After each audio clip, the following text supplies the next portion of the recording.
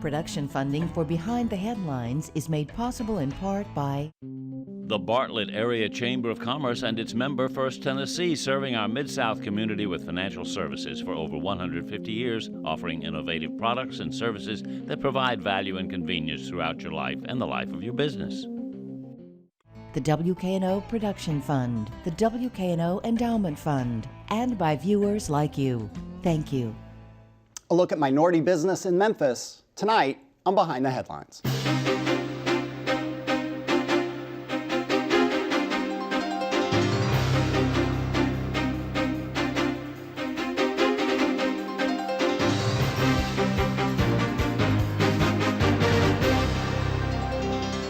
I'm Eric Barnes, publisher of the Memphis Daily News. Thanks for joining us. I'm joined tonight by Berlin Boyd from the Memphis City Council. Thanks for being here. Thank you for having me.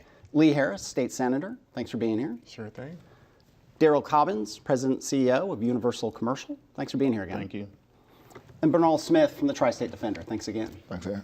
So we're talking. It's a big issue right now, obviously, on the public side and the government side. We'll talk about pilots. I don't know where we want to start necessarily, but some facts, and you've quoted this before to me and in other places, that the last number from the census, black-owned firms garnered only 0.83% of business revenue in Memphis. That in a city where I am the minority, where it's the dominant African-American city. I'll go to each of you. How did this come to be? Well, I think historically, there have been some challenges economically in our community from a growth standpoint. And in environments of scarcity, I believe that, business and commerce and the exchange of resources becomes a high stakes game. And the black community in Memphis, from an economic growth standpoint, has been even more stagnant. And in terms of entrepreneurial ventures, in terms of business growth and expansion, that challenge didn't just start recently. That's been an issue for a number of decades. And so my position has been, whatever the challenges are, we have to, as a community, try and resolve those today for a better future. Lee, your take. How did Memphis end up in this place? Memphis probably isn't alone in that, but we're just talking about Memphis. How did it end up in this situation where there's so few black-owned businesses, so little contracting done from the government entities with black-owned businesses? How does that happen? Yeah, I think the statistics are pretty challenging and pretty disturbing. And I took a look across the state to see where we sit in terms of, compared to other cities like Knoxville and Chattanooga and Nashville, and not just those places, but even Jackson, Tennessee. And in terms of economic wealth, the disparities are most severe, are most disturbing in the city of Memphis. So you've got a better chance of developing wealth and being successful in Jackson, Tennessee, based on the statistics than you do in Memphis. And certainly black folks in Nashville and black folks in Chattanooga, where blacks are about 34% of the population. Nashville, I think they're about 30% of the population. And in Knoxville are doing a lot better in economic terms. And so the question is, part of the solution, as you've already suggested, is going to be making sure we try to press government to get involved in trying to create a middle class and trying to make sure that prosperity is going to be shared across all races and genders, the two genders. So how did we get here? Or I think, it's probably leadership failures. I think that's probably one of the ways we've gotten here. Political or business or both? Oh, I think leadership failures probably, for me, probably political. Obviously African Americans have got to do some things on their own, and there's some things we haven't done. We haven't developed a culture necessarily where we buy from each other and make that kind of job number one, and I think that is a deficit. But there's no doubt about it, there's some leadership failures, and I wouldn't point to one leader. That's not at all what I'm saying. All I'm saying is that bureaucrats, when it comes to minority contracting, bureaucrats for the most part make those decisions. And how bureaucrats, the people who work for government, the administrators who administer various programs and hand out state and local spending, the way they make those decisions is at the kind of, or with the approval of whoever is the leader. So if you come in and you set a culture that you want to see the people who are around you, the administrators actually seeking out and developing and making sure prosperity is shared, then that'll happen. But we've got to have a leader like that. And so other places have seen that. We haven't seen that in the city of Memphis. And so we have not improved over the last few decades. In fact, we are in a worse shape with this generation than we have been in some ways with previous generations. So we've got a long way to go. Right. And it's pretty disturbing. your sense. How do we get here? And then we'll start to segue into what can you as a city council person do? You know, I think it's, I share the sentiments of both these gentlemen. I think it's one thing that we have done over the years we've overlooked. It hasn't taken precedence in the eyes of past leaders. And I think we cannot expect the private sector to achieve certain goals when government isn't achieving the goals. But I think that it takes the initiative from someone to take a stance and say enough is enough. The one thing that I can say that we don't lack from the amount of African American businesses in the city of Memphis, because we have quite a substantial number of African American businesses in our city. The problem is African American business, Hispanic owned business lack opportunities. I often say this, Eric, all the time. I said, if you're not at the table, you're on the menu. And small businesses in the city of Memphis and Shelby County, they have not had a seat at the table. And IKEA is a perfect example of what transpired. Even when you look at the IKEA $9.5 million pilot that was granted through EDGE, and you look at the diversity, they met and exceeded the goal, 25% minority participation in several categories to achieve that goal. Not one African American nor Hispanic owned business. But the key component that I look at it is that the segment of business they're basically using what should benefit minority businesses basically to their advantage. We've noticed a number of businesses changing it and putting their business in their wife's name because of the white woman owned business. Right. So people are taking advantage of that. So we're getting beat at our own game. And I always say this, and I don't want the viewers to get it really skewed on my comments. I'm for equal opportunity. And I'm not asking anyone to give my people and Hispanics and Asian, any minority group, a special handout. Just let us come to the table. If our bid is too high, we don't meet the expectations or qualifications.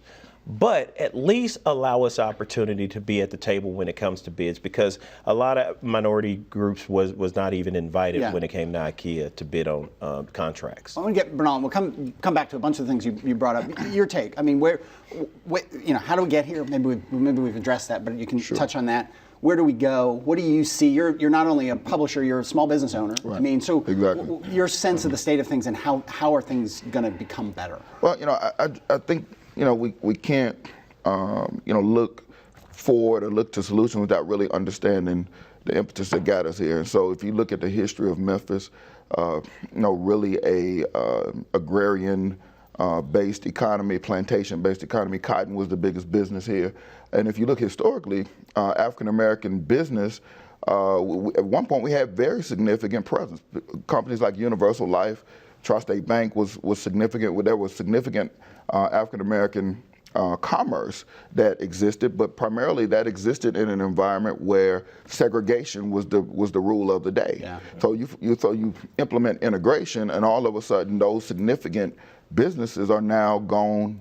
But many have gone by the wayside, and including, I guess, when I got to Tri-State Defender, our voice, if you will, and our business had declined significantly, and part of it was sort of the impact of integration in our community. So I think there's a value system that has not been established in our community. And I think it's both across political lines as well as the private sector. When you look at understanding now, how do we create an environment where there's equity in opportunity, equity in terms of getting to the table? And I think that has not been presented as a value proposition necessary to move the city forward. Yeah. So I think that's really sort of the critical thing. And then you talk about how we move forward. I think that really has to be, companies have to look at it and say, well, how do we take this community where we have a 70%, and I call it 70% basically, African American population that is essentially not participating in the economic activity of day in and day out. Right. A couple things. Well, one, we as we lined up here, five guys talking about minority businesses. We tried to have Carolyn Hardy on and Joanne Massey, who's now working for Mayor Strickland. The timing did not work out, so I love that you all are here, but I do want to say that to viewers that we were aware we were trying to do minorities and women, and with just the scheduling and so on didn't work out. Right. What does anyone know? What I should have looked this up before the show. The number or the percentage of businesses in Memphis that are minority owned. Because you kind of alluded to that there are a lot of businesses, but they're not really participating at a high level. I think the last time it was in the Daily News, it was over 44,000, between 43, somewhere north of 43,000 businesses owned by African Americans in the city of Memphis. Right, so it's a sizable number. It's just that they're very, very small and they're not really participating. Correct. Percentage-wise, I think that same census data that you quoted earlier showed that 56% of businesses in Memphis are roughly African American owned. Okay. Right. Yeah. And that, when you break that down, I think the challenge exists is what industries are those businesses in, and are they in industries that are contractable? And I think therein lies part of the challenge. Right. And to that point, only out of that number, less than 1,000, I think it's around 756 of that 40-something thousand African American owned businesses actually employ someone other than the owner. Right. So, therein lies the biggest challenge is that most of them are not scalable business. Most of them are basically what I call income replacement companies. And that number has grown significantly since the 2007 economic census was put out. I think the number is probably, and it's reflective of us going through a significant recession. Now you have more people who simply lost jobs, could not find a job, who basically started some kind of business. Yeah. And so that number went up probably over 10,000 from 2007 to 2012. And is there in that a good message that maybe those people, maybe they started a small, home cleaning business or something like that, but that scales up? And is that the hope? And is there an infrastructure in place? People talk about an ecosystem for startup communities, but just an infrastructure in place for those small businesses to get bigger. I think the good news in that is that it tells you have a very enterprising, ambitious, entrepreneurial environment here in Memphis, and that support is needed to fuel the growth of those folks. And, I've not been shy about saying that I think the economic development system in Memphis needs to prioritize that as a growth opportunity for job creation. Yeah. The small business community is basically the fabric of what changes America. You're a small business owner. Yes. It's separate from being on city council. Yes. They're the ones that can hire the neighborhood people, the guys in the neighborhood and communities, and they're expandable businesses. But I think in Memphis, the one thing that we have to do, we have to start providing. We have enough programs, but we have to start providing those programs in the communities where those businesses are located. And I say this oftentimes, government, we do a good job of creating programs, but we fail at when we're trying to implement and invite the public into and have an opportunity to sit at the table. But I think what Daryl said, it makes a whole lot of sense when you look at the whole economic opportunities that African Americans in the city of Memphis can develop and create. Because the one thing it shows about the city of Memphis is that we are truly a city of grit and grind, and no matter what adversities we face here, we have a tendency of always being like the phoenix. We will rise. Mm-hmm. Right. And you've got a bill, talk about the state level. So at the state level, I think there's about $400 million spent with minority businesses across the state. And that's a pretty good statistic. And I got to say, just to start off, that Governor Haslam, I think, is doing a pretty good job of making sure that we kind of put our spending where our priorities and where our values lie. And so $400 million of state spend for minority businesses is a pretty good start out of $2.5 billion of state spending overall, by the way. So it's pretty sizable. But the issue is though, how much of that state spend goes to Memphis? And as a general matter, Memphis is doing pretty poorly in terms of state spending compared to everywhere across the state. Right. Across the state, and this is in light of there's more demand for it here because there's a lot of businesses. There's more need for it here, and Right. there's more population. So the spend in Nashville is 124 million. The spend in Chattanooga is 88 million. The spend in Knoxville, state spend, is 72 million for minority businesses only minorities. okay. And the state spend for minority businesses in Memphis is 13 million. Wow. So here we are, the largest city in the state, and the most need, the most challenges, and the most folks who are ready and willing to, really launch a business. Right. And our state spend on minority businesses is a paltry 13 million. We have a long way to go. So one of the bills we have this year, and we'll be continuing to talk about this for my entire tenure in the state senate, because it's really going to take a long-term commitment, is to try to get the state to formalize some of what has become best practices, setting diversity goals and so forth. So we want to put that in the law. Haslam has done a good job of doing that, by just as a matter of his policy.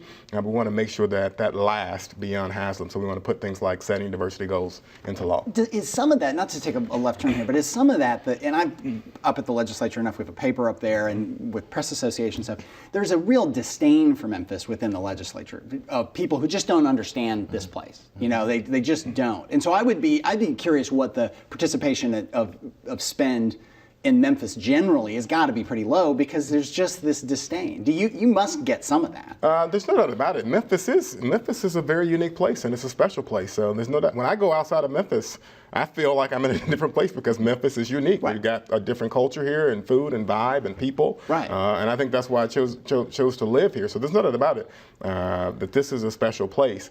But I think we are effective. We've got a pretty broad delegation. We've got about 14, 15 folks from the Shelby County area there, out of about 133 people, 32 people that serve in the Tennessee Assembly. So we're putting together pretty good legislative packages from session to session, and I think we're being heard. So we're working. We're working. Just to piggyback on Lee's legislation, and make sure when we think about this, we think about it in terms of connecting the dots. So last week, I know there was a big contingent that went up to the legislature from Memphis from an economic development standpoint. And each year they develop a legislative agenda to ask the legislature to support these things. So when you highlight that only 13 million was spent with MWBEs, the legislation that you're proposing should be on that priority list as we go forward into the next year. So I think that's right. I think we have to be strategic and think about our needs from a holistic standpoint, and make sure that we're being as inclusive as possible in terms of what we're asking from the legislature. Just know that about legislative agendas matter a great deal, and you want to make sure that your legislative agenda really reflects kind of what your priorities are. No doubt about it. That works in Nashville. Right. And to that point, Eric and I, we both were there, last week during that particular time, and hearing those numbers, one of the things that I realized, when I was up there, one is that I've got to spend more time in Nashville to sort of strategically position my business in particular to get some of the opportunities that are there. That's one thing, but for the majority of, particularly of African American businesses here, to take time out of your business to drive to Nashville or spend time, significant time there, lobbying, building relationships with legislators, and a lot of times that's not a reality. Yeah. And so, there's a catch-22 there relative to how we make our presence felt in Nashville, and find ways to build a relationships that are going to help change those numbers, because I think that and that's part of our struggle from a state standpoint. Yeah. Because clearly, the majority of African American population in the entire state of Tennessee is in Memphis. Yeah. And so I think, again, historically, you look back, it has just not been a priority. But we've got to work through the chamber and our other representatives here that represent the interests of businesses, and to make sure that we are a priority here, but then we have to go there to make sure that our legislators and the other legislators that represent us across the state realize that we need to be a priority. Yeah. Right. But I think from a government standpoint, we have to start looking at the successes of other cities. You look at Nashville, for example, and I know when you say Nashville and the city of Memphis, people cringe, but I will say it. Nashville is roughly 25 to 26% African American population. If you look at their minority business diversity, African Americans account for roughly between 12 to 15% of business in Nashville. You had an effort that was driven by Mayor Bredesen Mayor Dean, and now Mayor Berry is taking on that same approach to say, hey, diversity is an issue and we're going to address it. So do you think Strickland, I mean, he's 45 days in, he's just hired Joanne Massey to head up this effort. Do you think he was on the show 2 weeks ago, I mean, he said this is critically important to him. Do you think he's sincere in that, and do you think he can be effective in that? You know, Mayor Strickland and we had a great conversation about this very issue. Once Ms. Massey comes on board with the city full-time, she and I are going to have a long discussion. That's one of the things that Mayor Strickland wanted to happen. And we're going to achieve those goals. He's committed to me that he don't feel that it'll be a challenge to get us there. And he's willing to work along with myself and my other colleagues to make sure we find a way to achieve that goal. Okay. And the good thing is that there's nowhere to go but up. I mean, Well, that's hopeful. two base hits Everyone and you won say the World something nice Series. You know? Look, let's talk about pilots. We got about 5 or 6 minutes left. The IKEA, the pilots are always controversial. No one ever sits at this table and says, pilots are fantastic, we love them. At best, they say they're a necessary evil. Should the requirements be changed? Should the way the pilots are issued and the rules behind them change to require minority participation? Right now, there are goals and targets. You're a small business owner, politically involved as well, but should those pilots be changed to require minority participation at a certain level? Well, I think there's a requirement in place now. The question seems to be whether there's teeth in that or not. Yeah, and thank you. Right. It's more about the question is, in part, is should it be punitive? Right. And there are a lot of people in the economic development community say if you put in those punitive measures, Memphis will lose projects because the site selectors, in terms of going where they're going to go, they're just going to say, oh, we're not going to play with that because we can go to 10 other communities that have a great airport and a great rail system, and they don't make those requirements. So we may think that may be in line with our values, but we're in business, so we're going to go where it's easiest to get a tax incentive. Yeah. Well, I don't think punitive measures like you have to write a check back to EDGE, I think those may be a little bit defeating the purpose and perceived as a high level of risk to some folks. But I do think there needs to be the highest degree of expectation that you will follow through on your commitments and that they will be inclusive. Your take on that, the changes that should be made to the rules for pilots. Well, currently it's best effort, but I think that we have to do a better job. For example, you're doing business in Houston. Houston gives the companies that come to Houston a basic spreadsheet and say, hey, this is what diversity looks like in Houston. We expect you to meet and keep our diversity to look the same, and that's what it has to become a culture here. Right. But it's not punishment if you don't. Okay. Exactly, because I don't think by infringing punishment is going to get us anywhere. Right. Because, like you just said a second ago, Eric, pilots are needed. In the city of Memphis, we're in a very competitive position where we're located. We were blessed geographically, but we were also cursed geographically because the state of Mississippi is basically using a Memphis presentation to sell Mississippi. Oh, yeah. It's like you're selling Memphis, but you're selling it in Mississippi. Right. I was absolutely floored when I saw their presentation. I thought I was looking at a Memphis presentation. It was the Bridge, River, Grizzlies, FedEx Forum, Redbirds, and it's like, come to the state of Mississippi.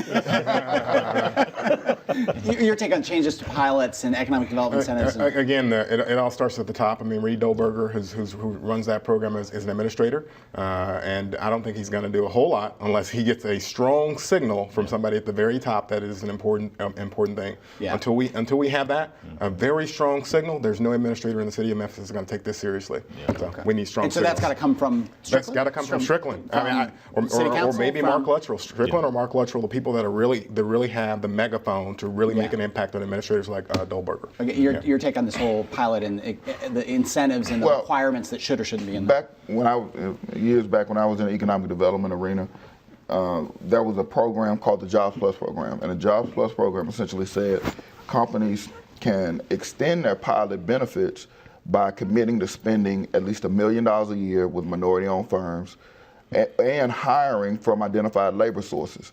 It was a reward, if you will, for companies that made the commitment to do that. And I think that somehow we have to restructure where there is a reward system and really elevate the priority of those kind of spends and show companies that, hey, you can benefit. It is a benefit to you, economic benefit, and benefit to our community to do that. I think that's the restructure that has to be be implemented. Just a minute or so left here. What about, I know maybe it's a city question, but the process of being certified as a minority or women-owned business, some people talk about it being way too complicated. It is. It is. You have to simplify the process. If you're going to encourage more minority businesses doing more business in the private sector and the public sector, we're going to have to streamline the certification process. It's a very daunting task. They want to know who your great-grandmother's ancestors were. Exactly.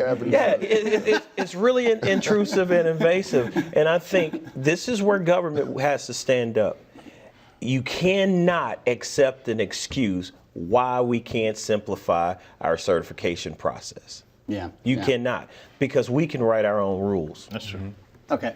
And well, I have more, but we're out of time. I appreciate all you being here. Thank you very much. Thank you. We'll have you all back sometime soon. All right. Thank you for joining us. Join us again next week.